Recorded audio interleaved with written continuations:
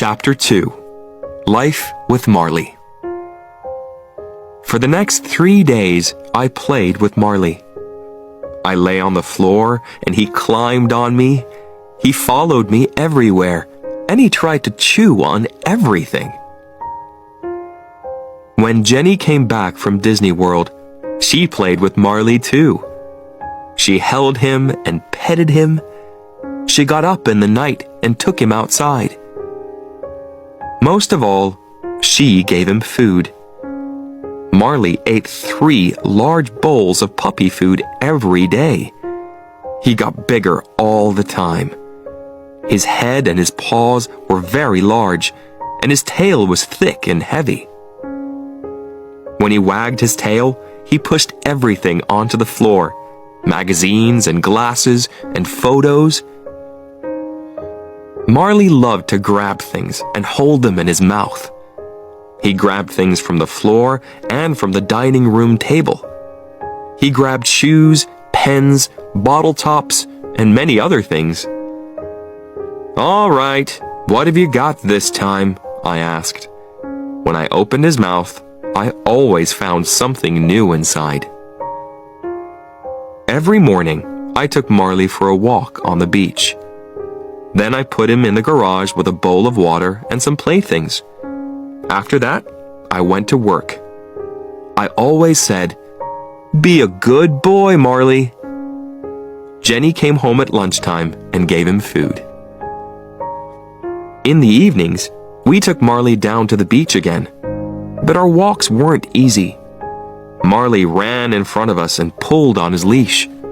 We pulled him back, then he pulled us again. He went this way and that way, and he sniffed everything.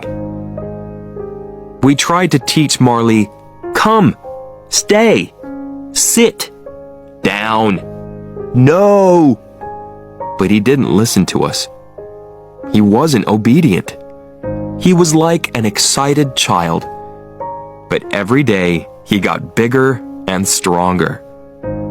"I killed the plant, but I'm good with Marley," Jenny said happily. One day, Jenny invited a friend to our house. Her friend brought her old dog Buddy with her. Buddy and Marley ran and played. Then they were tired, so they lay down in the yard. Some days later, Jenny was with Marley when she said, "Come and look at this, John." I looked and I saw something small and black in Marley's fur. "Oh no," I said. "Marley has fleas." They were on his paws, inside his ears, and under his tail. "Buddy had fleas and he gave them to Marley," said Jenny angrily. She ran out and got into her car. Half an hour later, she came back with bags of chemicals. First, she washed Marley's fur with the chemicals. Then, she put him in the garage and cleaned the house carefully. I cleaned the yard. Every day after that, we looked at Marley's fur, but we couldn't see any more fleas. Some weeks later, Jenny said, "John, I'm going to have a baby." "That's wonderful," I said. I was very happy. We were ready for a baby now. Then Jenny said, "But will those chemicals be a problem?" "What chemicals?" I asked. "What do you mean?" "Don't you remember? I used very strong chemicals when Marley had fleas. They can't be good for a baby," she said. She talked to her doctor about the chemicals.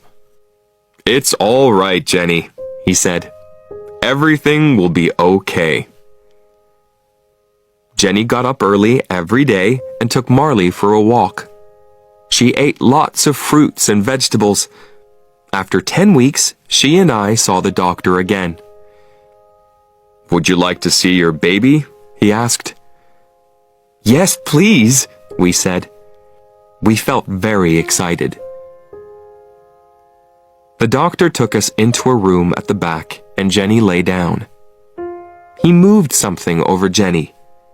On a machine next to him, we could see something like a small gray bag, but we couldn't see a baby inside. "Is there anything in there?" asked Jenny. After a time, the doctor said quietly, "I'm very sorry, Jenny. Your baby's dead." I felt sick. I sat and held Jenny's hand. We didn't say anything for a long time. When the doctor left, I put my arms around my wife. Later, I took her home. She was very quiet in the car. Her eyes were red, but she didn't cry. Back home, Jenny went into the dining room and sat down quietly on a chair. I got Marley from the garage. He was very excited. He jumped up and wagged his tail. He wanted to play. "Not today, Marley," I said, sadly. Marley ran into the yard. He came back into the house and drank water from his bowl. Then he ran into the dining room and I followed him. But at the door of the dining room, I stopped. I saw a wonderful thing. Marley stood quietly in front of Jenny with his tail between his legs. He put his big head on her legs. He looked at her with his large eyes and made small cries. Marley understands, I thought. Jenny petted his head and put her face in his fur. Then, suddenly, she began to cry. I went to them and put my arms around them.